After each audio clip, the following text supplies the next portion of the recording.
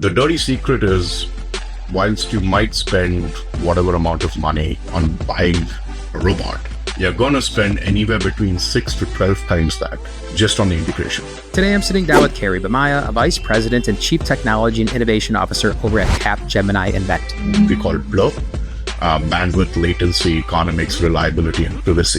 Kary and his team are focused on edge AI and robotics and recently built out a robotics lab where they test out new technologies, train different robotic systems, and work with their corporate clients on the best way to integrate automation into their existing operations. You now have to really think about the 99.9% uptime a lot more seriously, right? If you look at the automotive industry, on average, 1 hour of downtime is around $250K.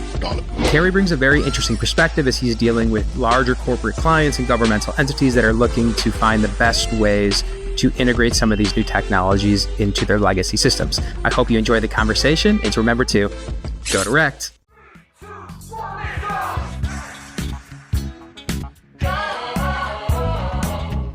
All right, we are live. Kary, how are we doing today? We are good. It's a good day for robotics. All right, we're gonna get into that. So Kary, I thought this is kind of, I think, a little bit of serendipity. Last time we saw each other was 3 or 4 years ago at a synthetic biology conference in Oakland, California. Mm-hmm. And I think, as we've gotten to know each other just over the years, we're kind of kindred spirits. We always seem to be circling around similar themes and ideas.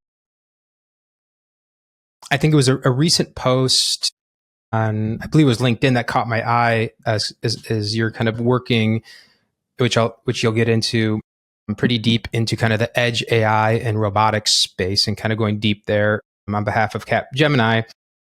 And the reason why I thought this would be an interesting conversation is I have recently had several conversations with the actual builders, folks actually building physical humanoid robots to the intelligence layer, all the kind of the startups, engineers, scientists, researchers. So they're kind of in the lab toiling away at what does this next generation kind of set of modern robotics look like. Mm-hmm. And I think where you sit, you have an interesting perspective, which comes much more, I would probably say, from the customer standpoint. So the enterprise government standpoint and how they're thinking about, robotics, automation, et cetera. So we'll get into that. Just so folks know, so obviously Capgemini is one of the largest IT consulting firms in the world, and you are a VP at Capgemini Invent. So can you just explain a little bit just what that is, just so people have some context? Yeah, sure. So Capgemini Invent is the youngest of all the other large global business lines. We focus pretty much exclusively on a lot of digital transformation, and increasingly over the past few years in emerging tech and deep tech solutions. So in this context, I took on the role of Chief Tech and Innovation Officer almost 5 years back now. It's pretty fast. Spent the first 3.5 years or so essentially kind of being the set things up guy. We wanted to be able to ensure that there was some way in which we could not just have an educated opinion about where technology was going, but actually build capabilities and services around that for a very large customer pool. And so I kind of helped set up a lot of those things, including our quantum lab, our synthetic bio lab. That's how I bumped into you. I was there for SVP.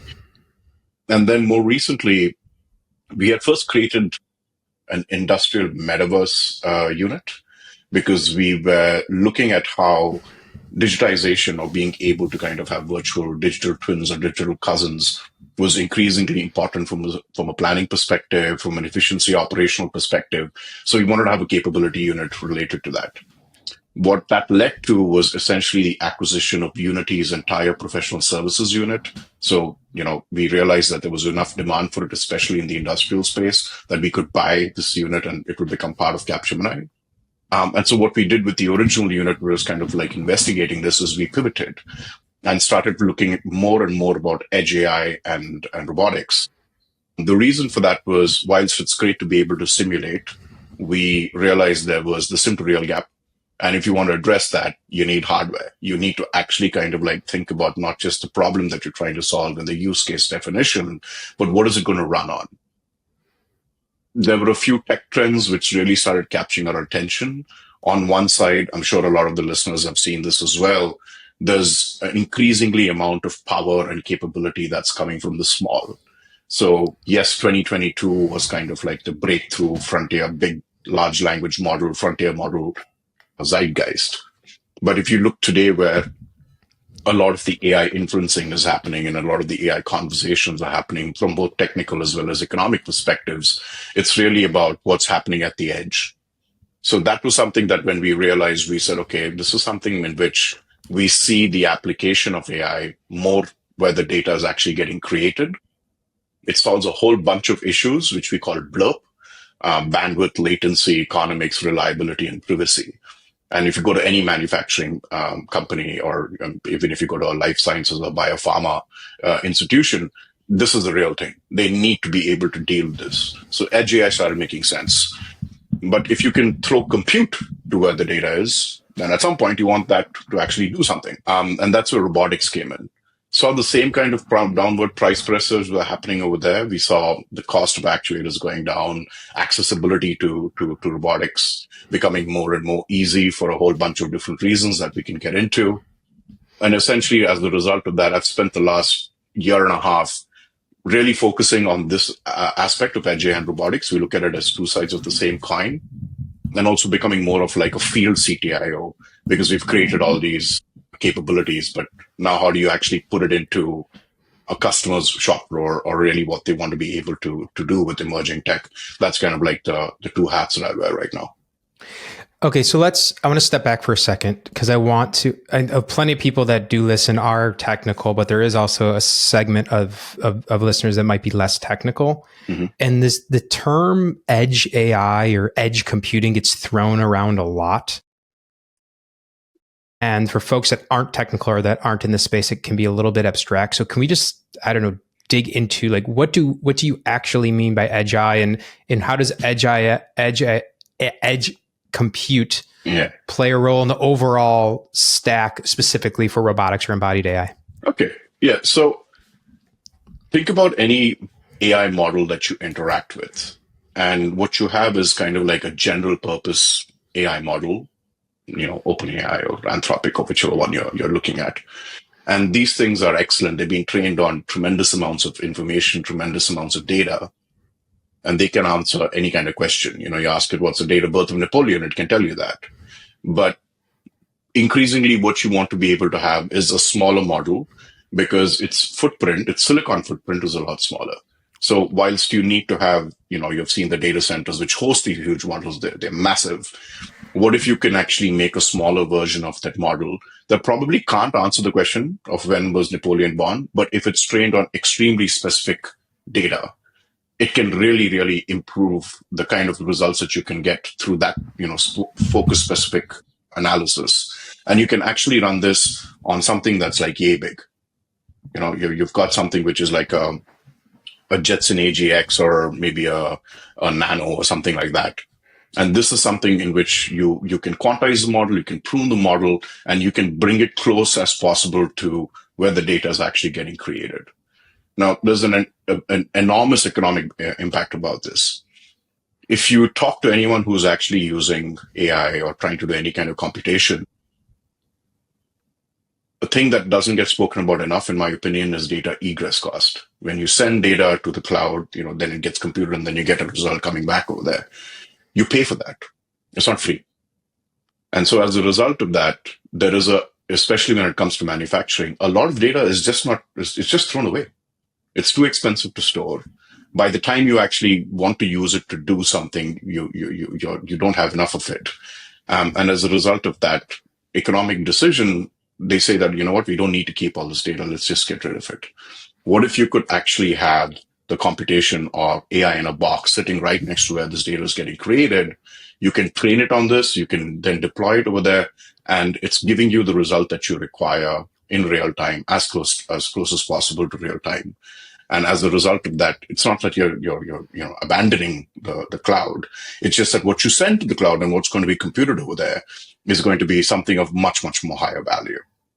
So this is essentially edge AI. It's being able to do what we call thin edge or thick edge or even super thick edge, where you've got small hardware which can host a model of a certain size, which is extremely contextual. It is built for a certain thing and it does that. Great. And so in the terms of robotics, that device is getting, so just for folks can understand that, right? It's essentially that device is actually, no matter what robotic system it is actually embedded within that robotic system, whether it's a humanoid, whether it's a specialized arm, whatever that might be, correct? Correct. So there's different ways to answer this question to understand, like if you want to massage the nuance between edge AI and robotics. On one side, a robot, let's just be agnostic about form factor over here, but it still needs to be able to interact with its environment. Whether it's an AGV or something that's moving, it needs to know what's going on around it. It's got LiDAR, for example, in order to do that. Or if it's on a fixed robot where it's analyzing a specific piece of machinery, it's inspecting a weld or something like that. It needs to be able to actually interact with an external environment.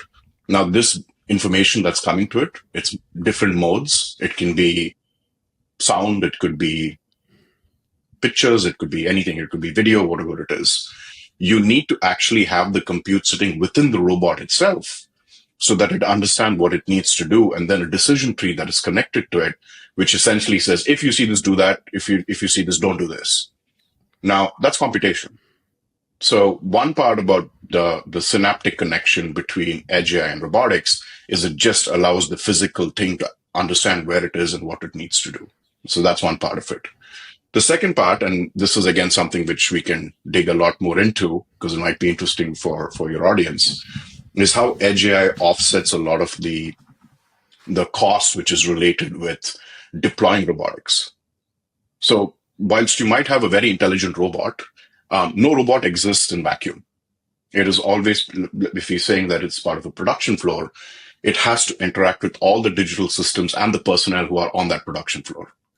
This means that you've got to start thinking about how is the robot and all the associated equipment that comes along with it going to be connected to your PLC, your SCADA, your MES, your ERP, that whole kind of like tech stack, which is what you find in most brownfield places.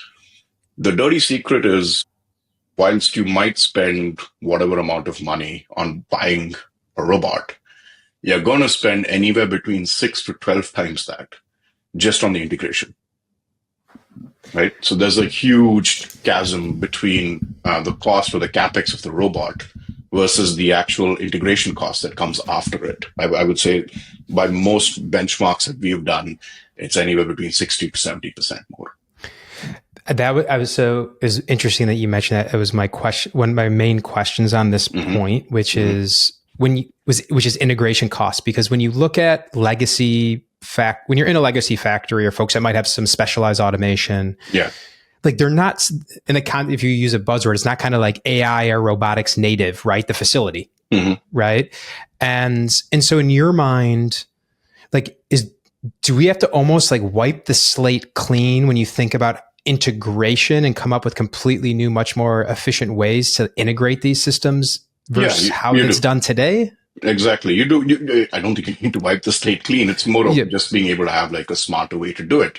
And by the way, this smarter approach is only something that's become a reality in the last few years, especially because of edge AI. So when you start thinking about, well, why is it costing 70% more? Like what are people doing when they're integrating, right? Like there's so much cost involved. It's probably useful to understand where this cost is going. So a first part about this cost is essentially protocol conversion. Every layer, like we spoke about PLC, SCADA, MES, and all of those different things, they each have their own languages, their own protocols. So when you start seeing that, you realize that if I'm buying a new piece of kit, the protocol needs to be speaking to another protocol that's already inside over there. They need to handle different types of things, right? You need to think about the timing differences, data types of mismatches which happen. You can have some systems which run at one speed, another one runs at another speed.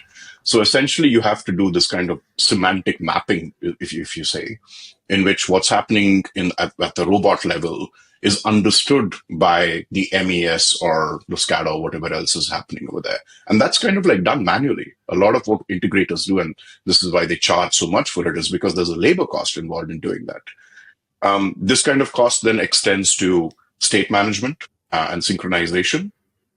Let's just say that the robot thinks that, the job is done. but the PLC at the conveyor will disagree.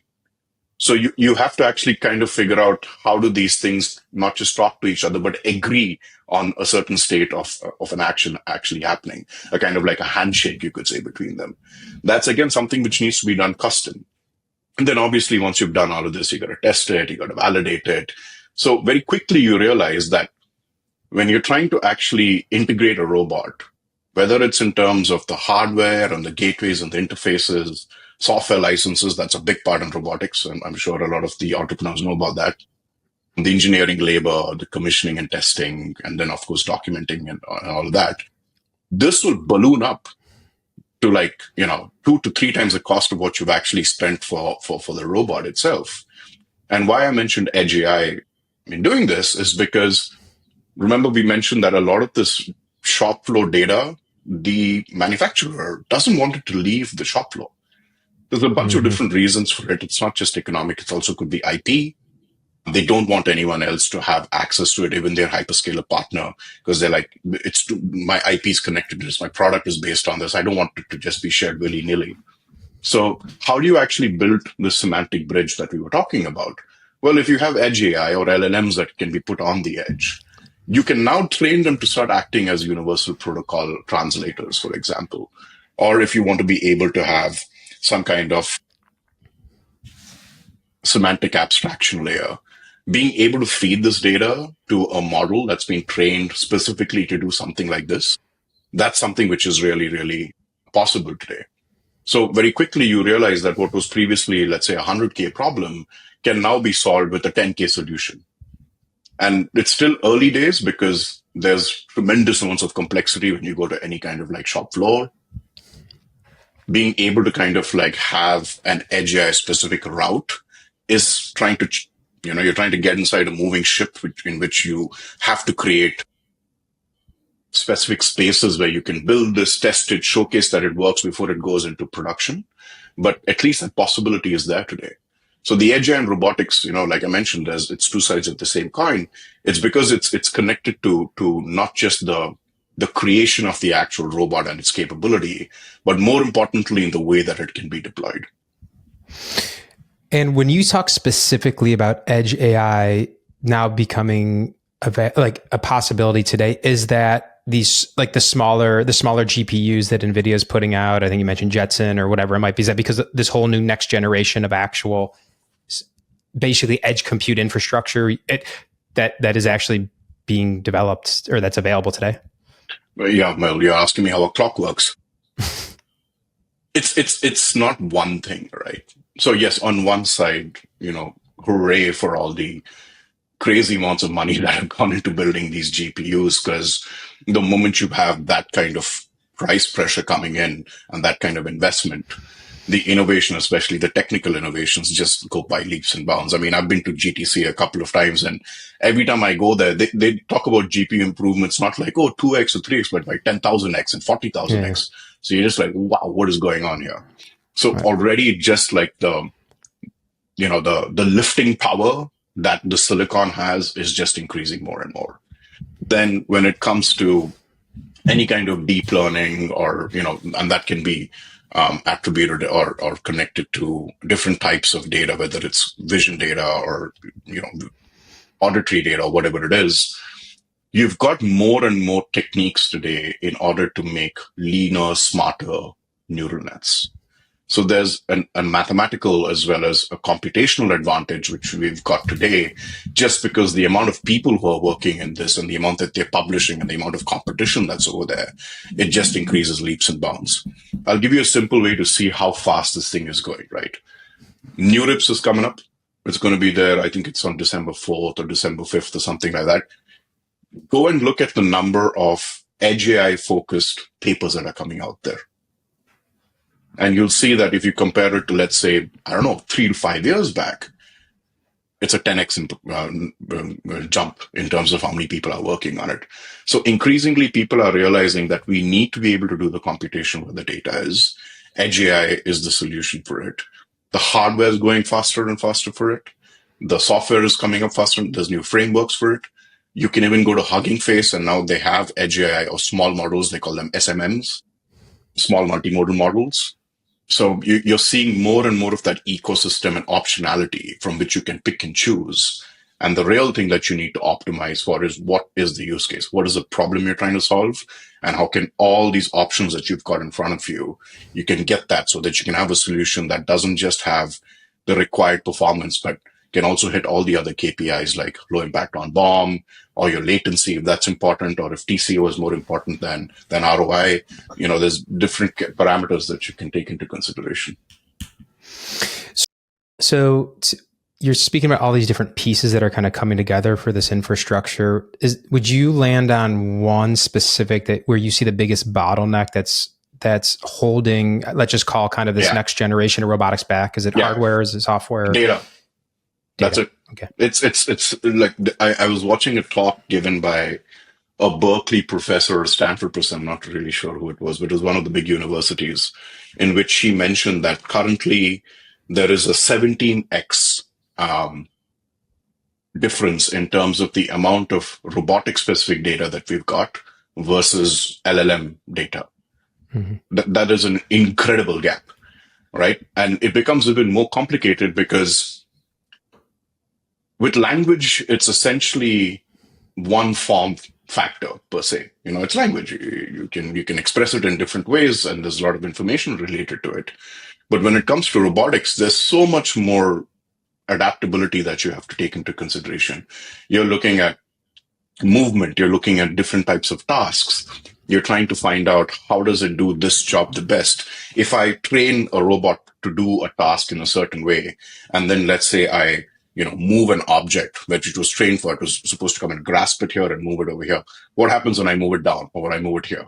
How quickly can it actually adjust to that? There's so much change it has to take into consideration because it's not just thinking about what is in front of it. It's also the physics of it. Does this have an impact? There's so many things that come into it. And whilst we have seen a lot of progress with, just essentially brute forcing these algorithms with a truckload of data in the LLM world, that approach doesn't necessarily translate because we just don't have that kind of data. So deep verticalization is something which is very important over here, because while the concept of having a general purpose robot that can kind of like do everything, and a foundational model for robotics is something that a lot of people say they're working on, it's kind of like a visual market.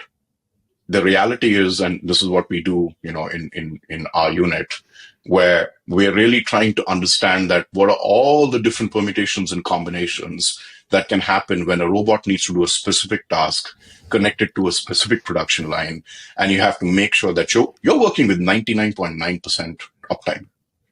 Yes. So the margin of error is like very, very small. And the only way you kind of address that is more and more data for different types of tasks. We need a way in which this is easily accessible. It's not easily accessible today. And this goes to both, researchers as well as corporations. It's hard to get it. Those who have it don't want to share it.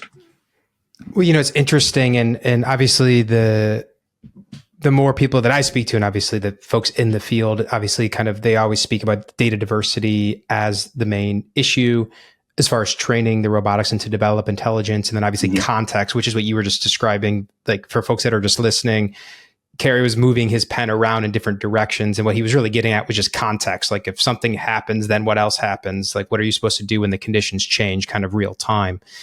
And it's interesting. You mentioned something, I think that resonates with me because I think this is where my head's at on this, which is, I think everyone's so it's a separate conversation, but kind of there's this whole romanticism about the foundational model, the horizontal technology. I've seen a couple of companies kind of launch now kind of big data, real world based data sets based upon, recording with Meta Ray-Bans and all these different things. But what you're getting at, and what I noticed, they have this huge data set, but it's just kind of this general purpose, all types of stuff in a warehouse or all types of stuff at a manufacturing facility or distribution facility. And it's like, I feel like as someone who's not deep in the technical side, I'm on your side here around from when I speak to all the researchers and engineers. It's like, it seems like you just need to go super, super, super deep. Yeah. Like super deep, right? Yeah. To every way that your hand holds something or moves something, depending on whatever it is that you might be doing. Correct.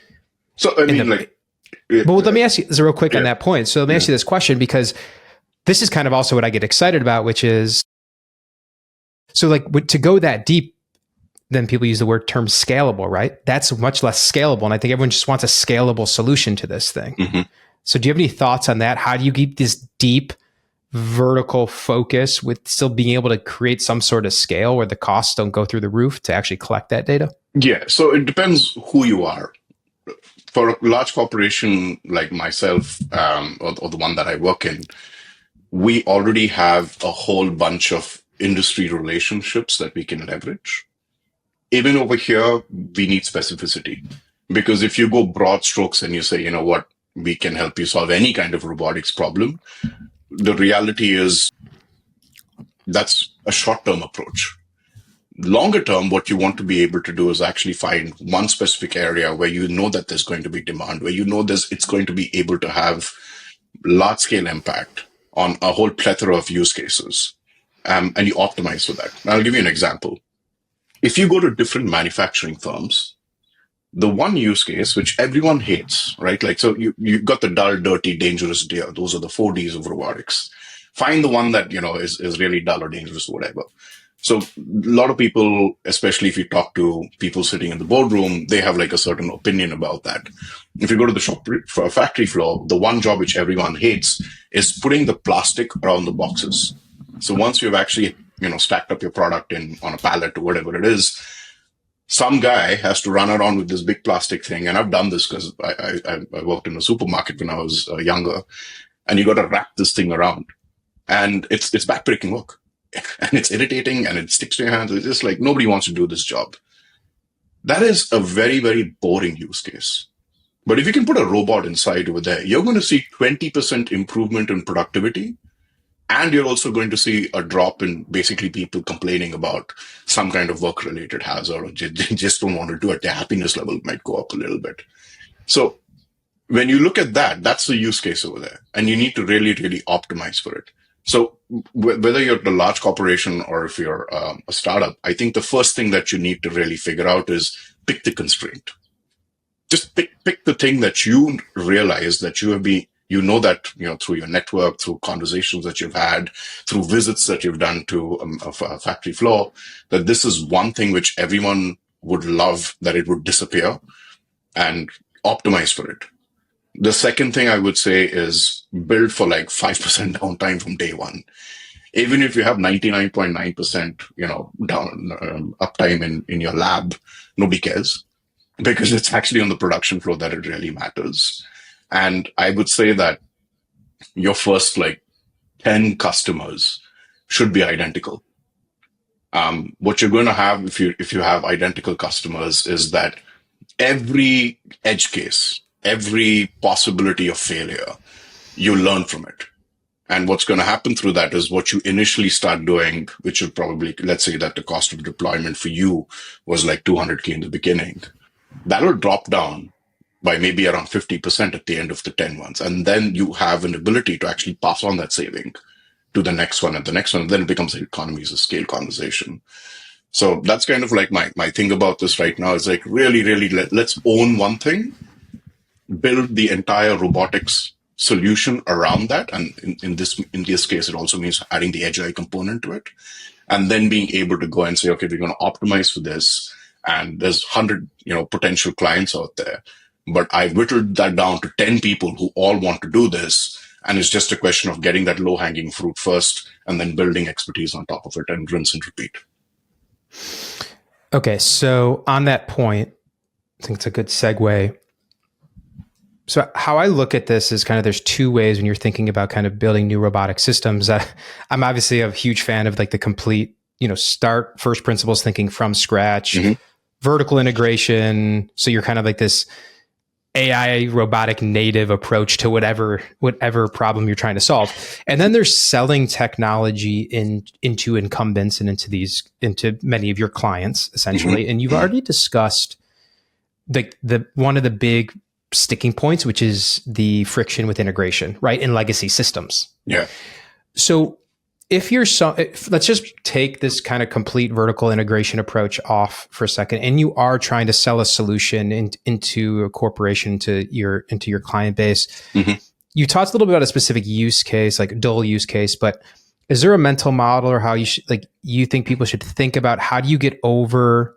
You need to have this 99.9% uptime. You got to reduce the integration costs. Like, what are the areas that are like the most primed to get new types of robotic systems in that solve for some of those things? So, see, if you took it from a first principles perspective, I have a colleague who has this very funny saying. He says, "Don't drive a Ferrari on sand."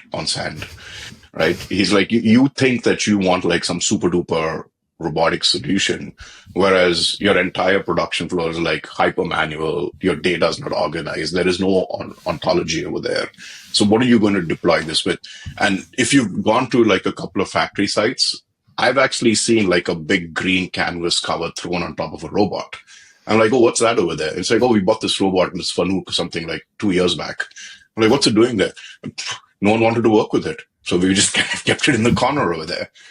So we use, I think this is kind of like an industry standard. We use the architect method. So the architect is kind of like a framework. Essentially, it just helps you understand where are you today, right? If you want to start doing anything with automation, robotics, edge, whatever it is, having an honest understanding about where your actual position is today is super important. And what that allows you to do is it gives you a good old reality check, right? And this is extremely important because you will find a lot of people, especially like if you talk to, let's say, the leadership, they might have a disassociative understanding of what's actually happening in the production floor.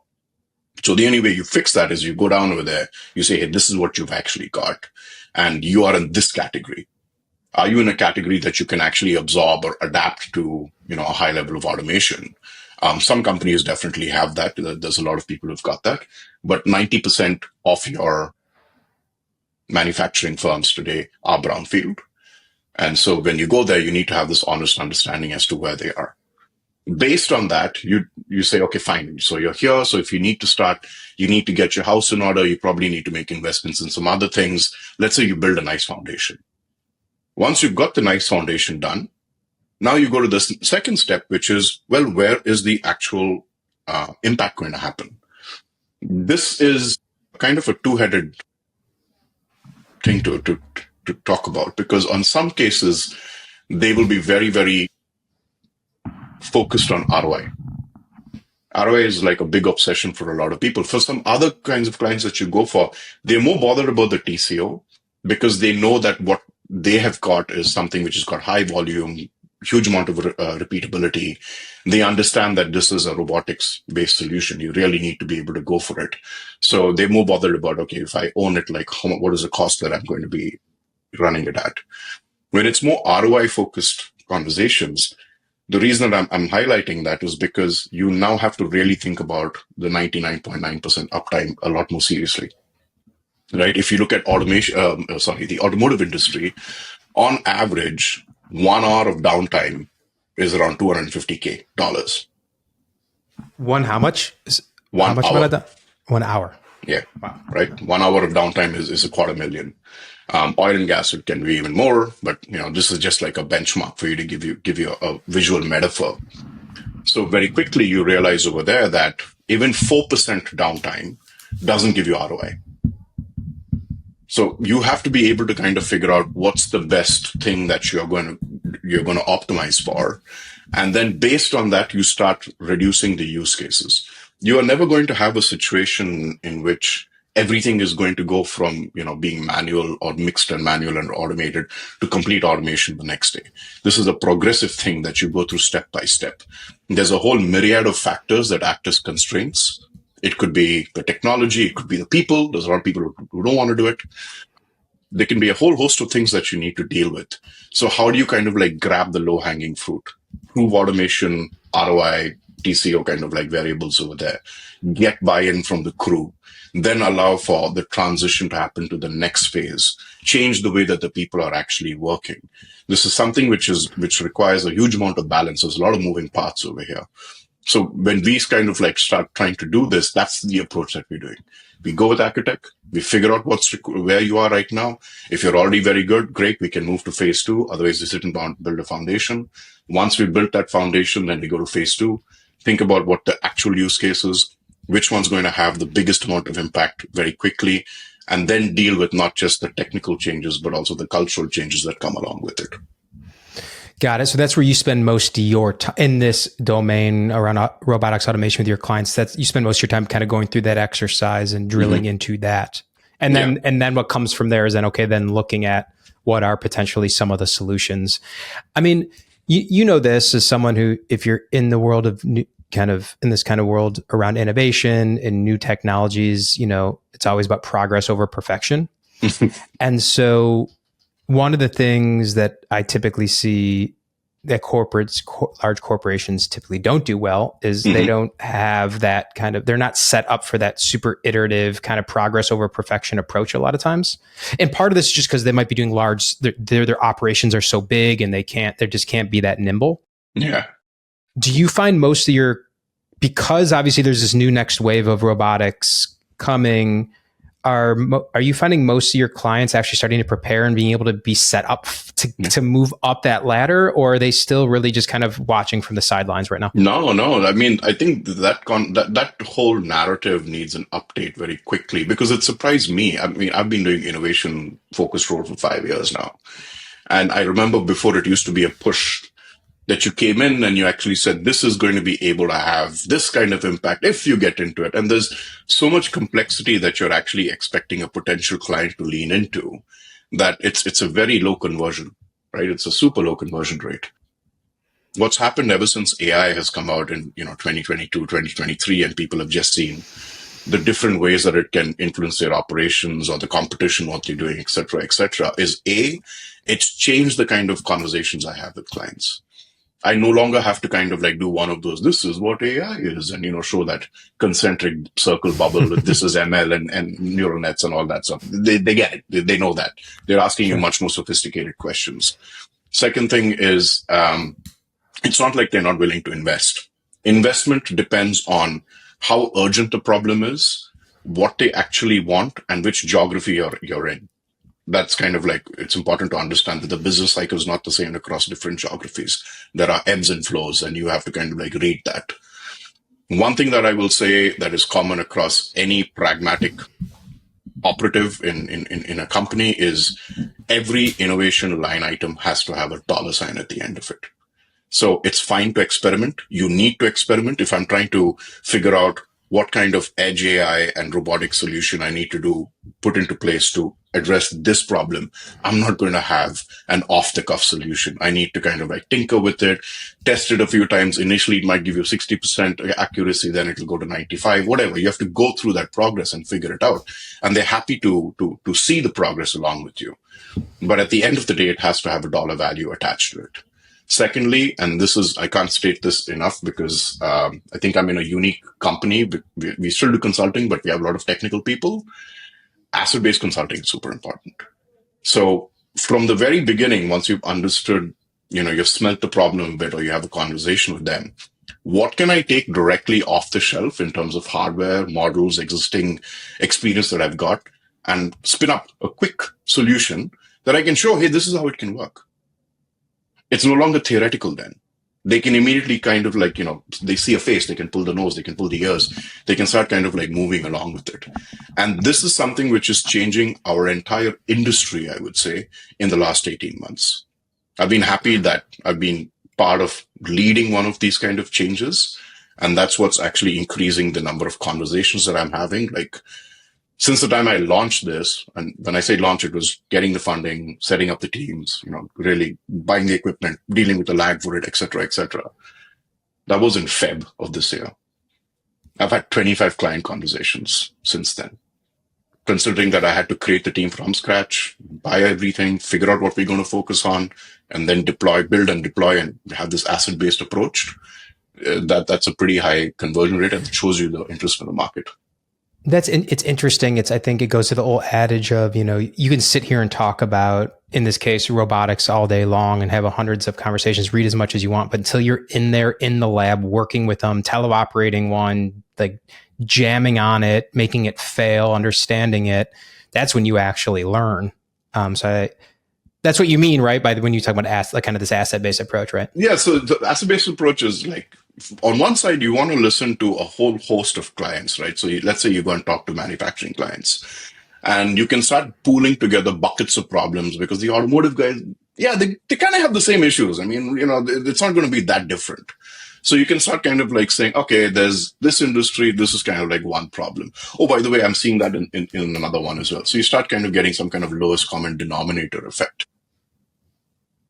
On the other hand, you also see a lot of this work coming out, which, people are saying, oh, we've got this new humanoid and it's doing 17 backflips in 30 seconds. And you're like, wow, really? So you buy one of these things and you say, how does this thing do what it does? Right? And you realize immediately the price at which it was advertised is not the price you buy it at. All of a sudden, there's all these little bells and whistles that get added to it. So your initial budget, you've already doubled it. You've already crossed over by 2 times. Then you buy the damn thing. And you realize it doesn't do backflips when you put it on. Matter of fact, it doesn't even stand straight when you put it on. Now you have to actually figure out how do you kind of like get into its source code. Whilst looking at the source code, you might come across some nice surprises, like they've misnamed the thumb and the forefinger.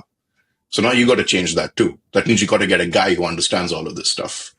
Then you realize that if you want to train it in order for it to be autonomous, right? Like point here and go and do this, you need to sim to real pipeline for that.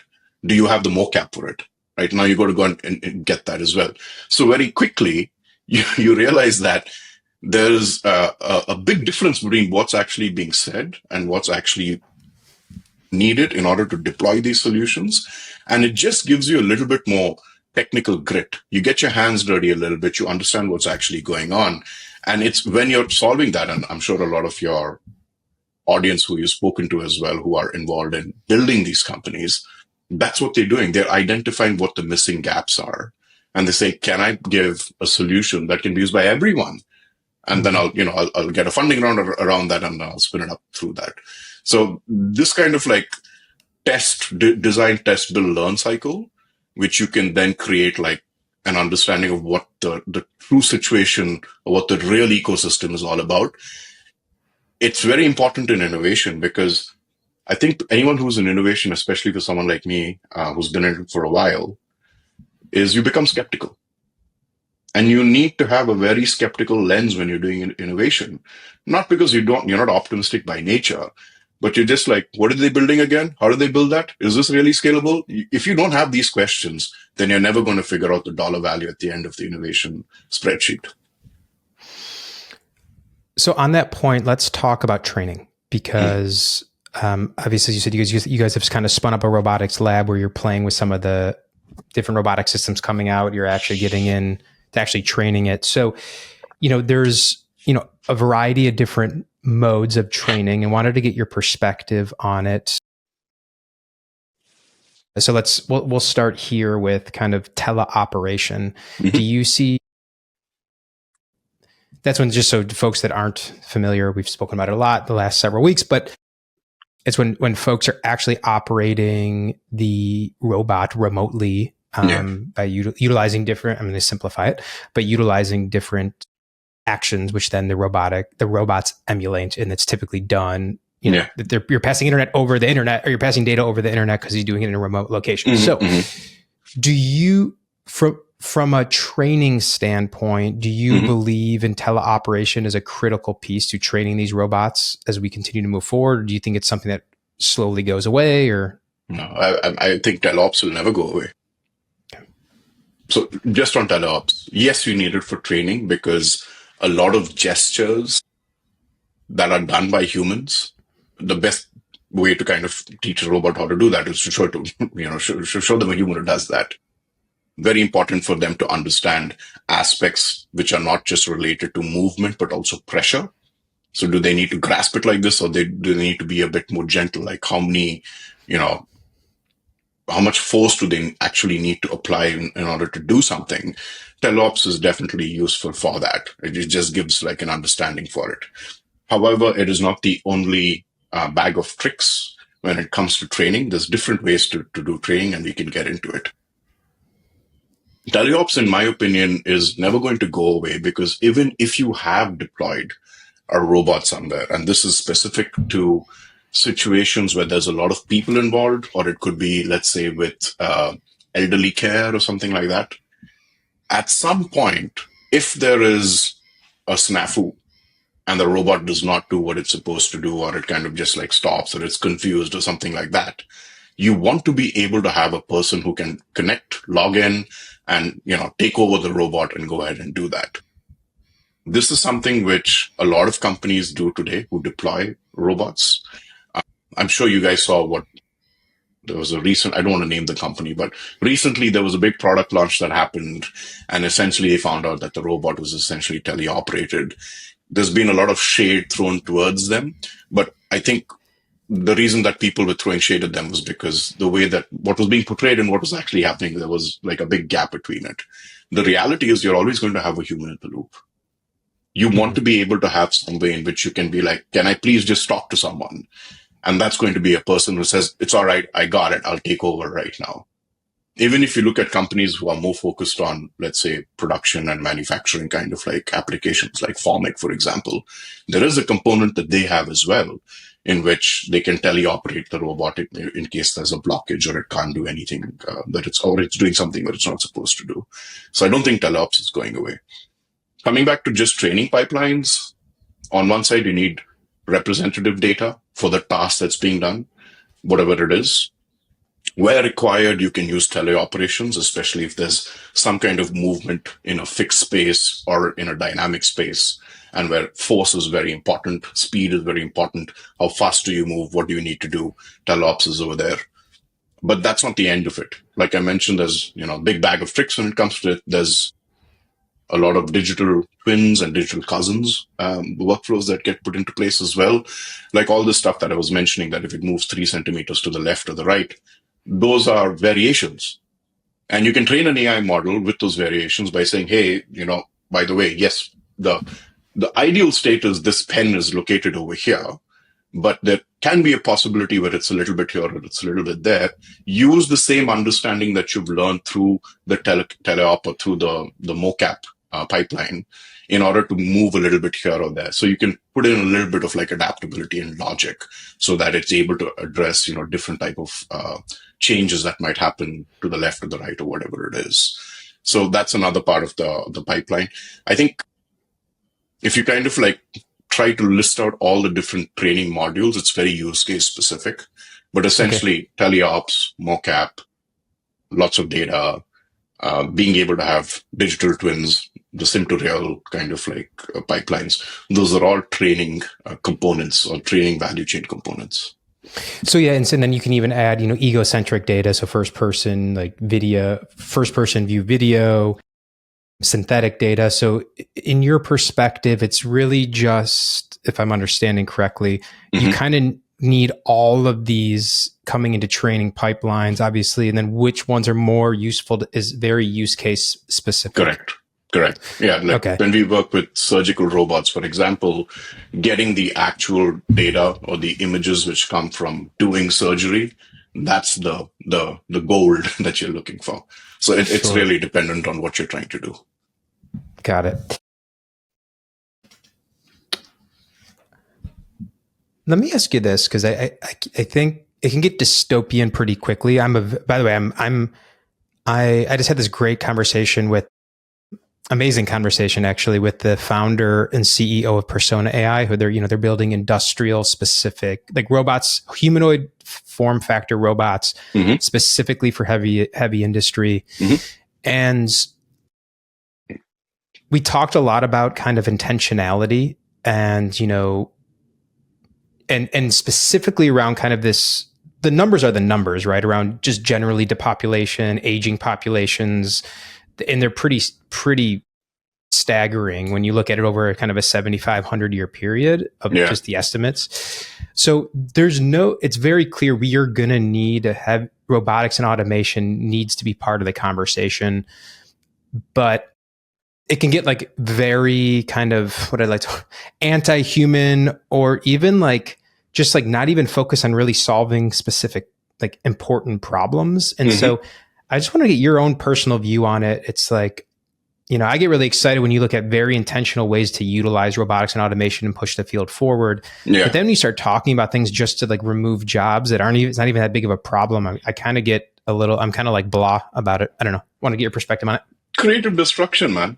That's it. This is like, if you have certain convictions and you manage to convince other people that this is going to be a real issue and you get the funding, that's only one part of the success formula.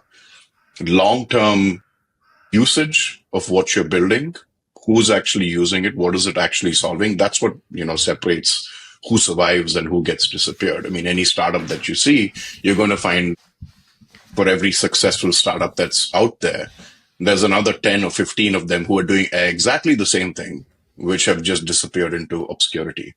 So I think like anyone who has got the understanding of this is what I'm solving, this is going to have uptick in demand moving forwards, because we know that it's not a problem that's going to go away. And I'm going about solving for it in a very pragmatic way.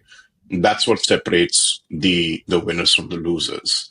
There's different ways that you can actually use. So we do a lot of technical due diligence. We also do a lot of like understanding of who is the solution provider? What are they actually providing? What amount of IP have they got? Especially with emerging tech. If you're seriously committed to building a solution in a certain space, you'll be filing IP for it. But you'll find that very quickly, if you look at the IP, if they're all concentrated in a very specific domain, right, you'll find that that's a very good indication that they figured out what they're trying to solve for. And they want to build some kind of a technical moat by, you know, issuing IP. Of course, IP issuance is not a sign of success, but it just gives you an understanding as how much laser focus they've got. So this is something that I start looking at when I'm looking at a company and I'm saying, what are you actually trying to solve for? On one camp, you can be these kind of like more boring, super focused kind of like firms. On the other, you could be a narrative driven hype machine. And that's got its role, by the way, because it gets a lot of money coming into a certain field. Maybe they turn out and prove everyone wrong. You know, I think there's enough room in this, in any emerging space, that it attracts a different cohort of people.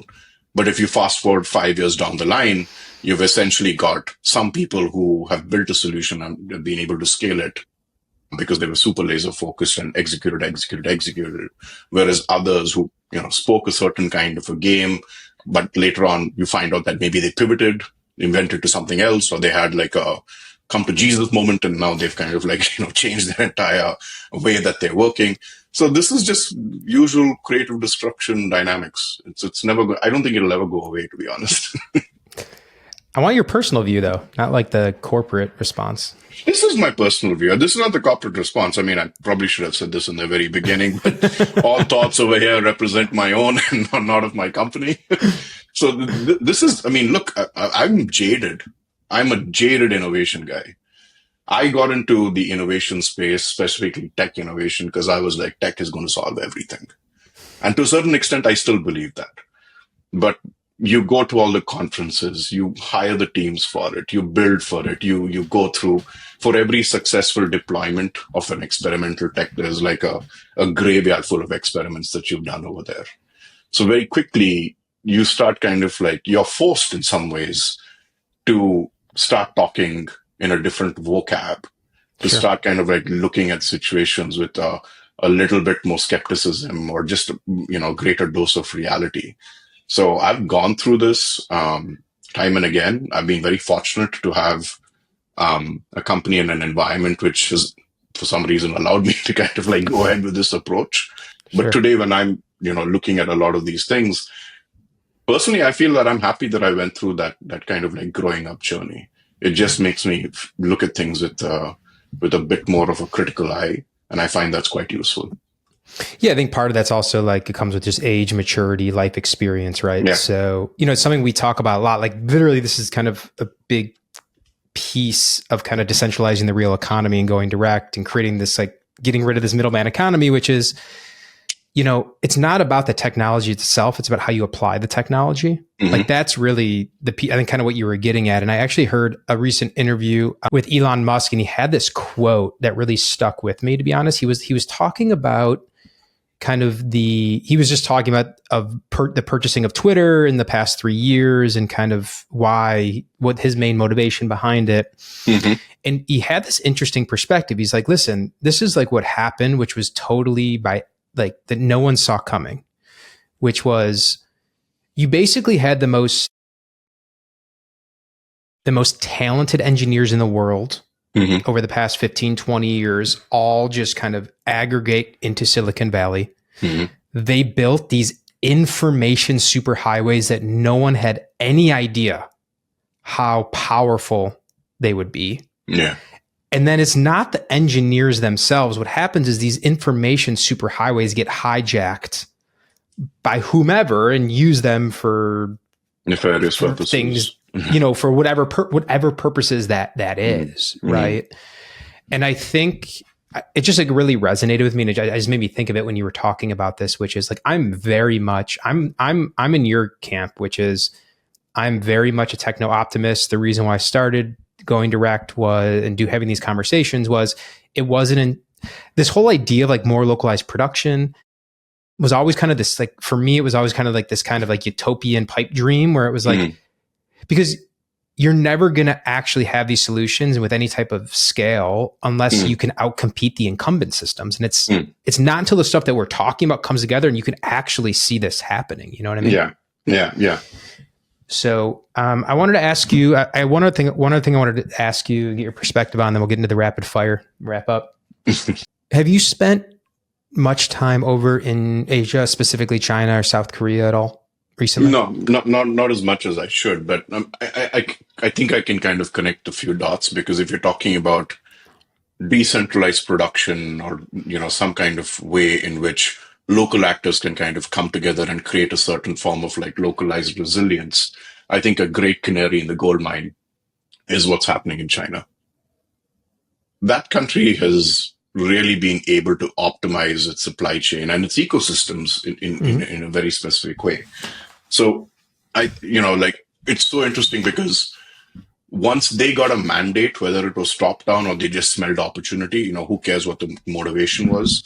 I think what they do is like very rapid adaptation. So I was looking at how do all these firms, like, which had nothing to do with robotics, by the way, before, now all of a sudden become serious actors in the robotic OEM chain. And you find that the guys who made batteries for electric cars, they're like, oh, robot needs battery, because if a robot, if you got to charge the damn thing every 2 hours, well, there goes your ROI conversation all over again. So you need these things to be actually chargeable very, very quickly, and they need to be able to support themselves from an energy perspective to a certain limit. So they're like, well, we've been building car batteries for, the past decade. We know this stuff pretty well. I'm going to spin off part of my production line to start making batteries for robots. Humanoid, whatever it is, I don't care, but, I'll do that. And that way I've got a foot into this. The same thing happens with the sensor guys. The same thing happens with the people who made drones, and they're like, how do I get into it? So they've got this kind of like pivoting capability, which coupled with the fact that they're all in the same geography, meaning that if I want to build a solution, I know whom to go to. And if I want to do rapid prototyping, I can literally walk down the street and get that rapid prototype adaptation done. That just gives them a technical delta, which in the current infrastructure and setup that you've got in Europe and the Western countries, it's just not there. So your point about can decentralized movement, kind of like the network state thing that Balaji Srinivasan talks about, is that kind of an approach, replicable? I would say, well, they've been doing it over there. We just need to find like smaller localized versions of that. And if you optimize for, let's say, specific, local problems that you require, maybe you're in the manufacturing for agriculture kind of like economy, then you have a localized thing on supply chain related to robotics, very focused on that because it affects your core economy. And now you've got a foot inside. So anyways, that's kind of like how I think, there's a copy paste kind of like thing you can do over here. Yeah, I think about this a lot. So actually, I agree with that. It's like instead of looking at the whole thing, like just not, you almost, it's like dominoes. It's like, dominoes. You just gotta like knock one down at a time. Yeah.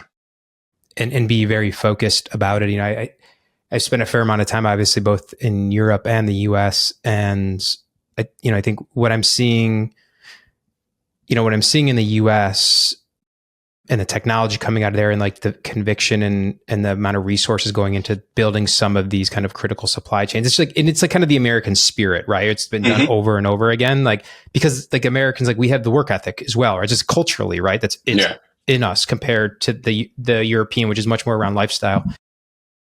And so I'm actually hopeful. I'm hopeful over the long term, there's gonna be a lot of turbulence along the way in the US. I'm less hopeful.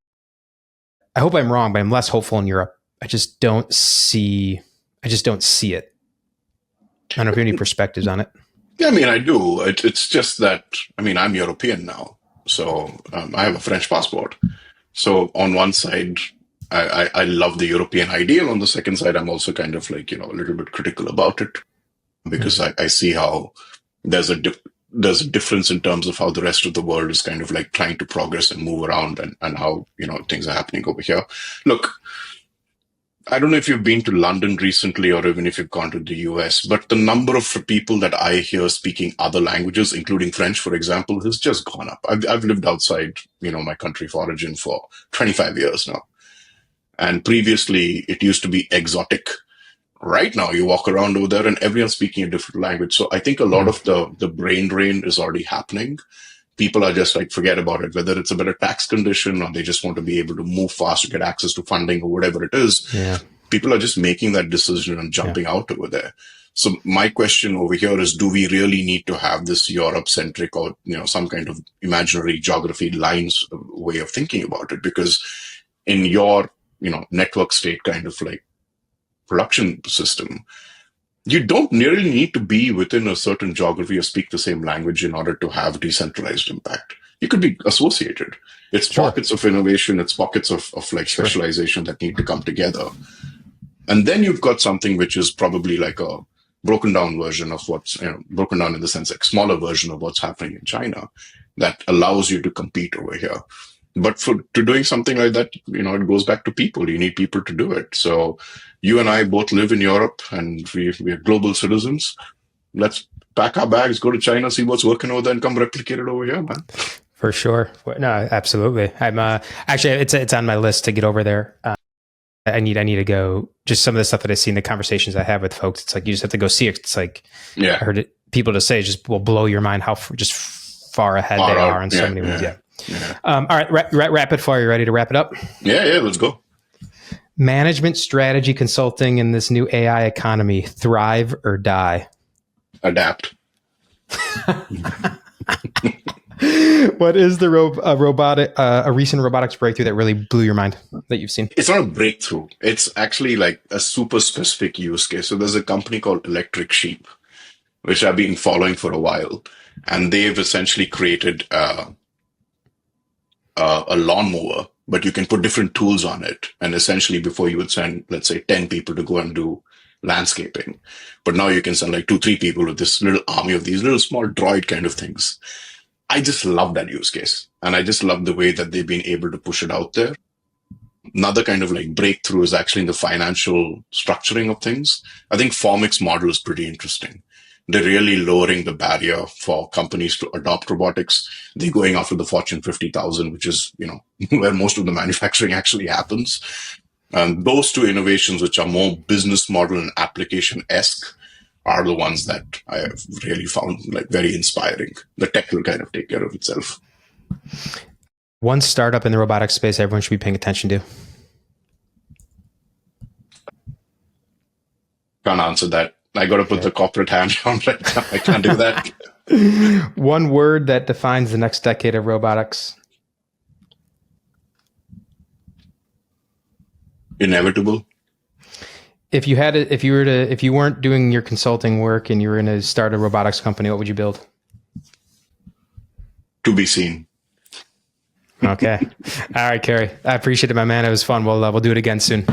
Yeah, man. This is great fun. Thank you for having me over, and hopefully the listeners get something out of it. Totally. All right, thanks. Well, last thing, how can folks reach you? And then we'll put it on the show notes. Oh, through LinkedIn mostly. I'm pretty active over there. So yeah, I post pretty. I'm very active over there. It's easy to catch me on LinkedIn. Okay, great. Thanks, man. Thank you.